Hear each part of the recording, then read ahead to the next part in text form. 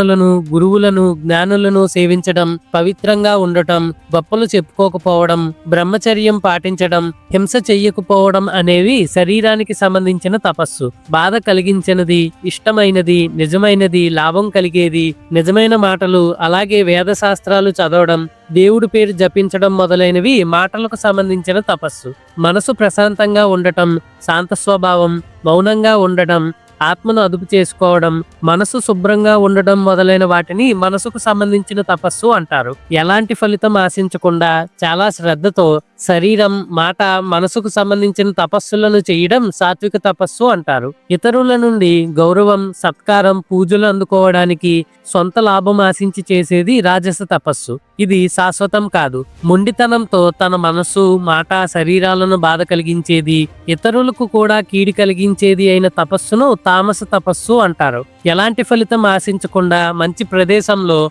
సరైన సమయంలో తగిన వ్యక్తికి ఇచ్చిన దానం సాత్విక దానం. ఫలితం ఆశించి ఒత్తిడికి లోనై బాధపడుతూ చిరాకుతో చేయబడిన దానం రాజస దానం. దానం తీసుకునే వారి పట్ల గౌరవం లేకుండా, చిన్న చూపుతో, ప్రదేశం, సమయం అనే ఆలోచన లేకుండా తగని వారికి చేయబడిన దానం తామస దానం. ఓం తత్ సత్ అనే పదాలు పరబ్రహ్మను సూచిస్తాయి. ఆ పరబ్రహ్మ నుండే సృష్టి మొదలైనప్పుడు వేదాలు, బ్రాహ్మణులు, యజ్ఞాలు ఏర్పాటు చేయడం జరిగింది.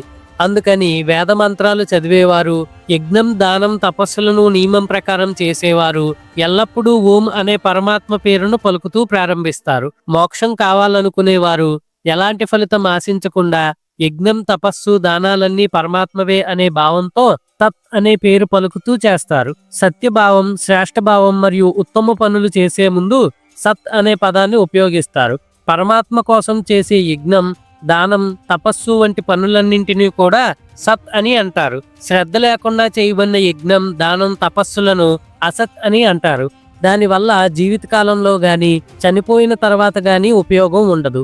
ఈ విధంగా శ్రీమద్ భగవద్గీతలోని 17వ అధ్యాయమైన శ్రద్ధాత్రయ విభాగ యోగం ముగిసింది. కంటెంట్ నచ్చినట్టయితే లైక్, షేర్ అండ్ కామెంట్ చేయండి.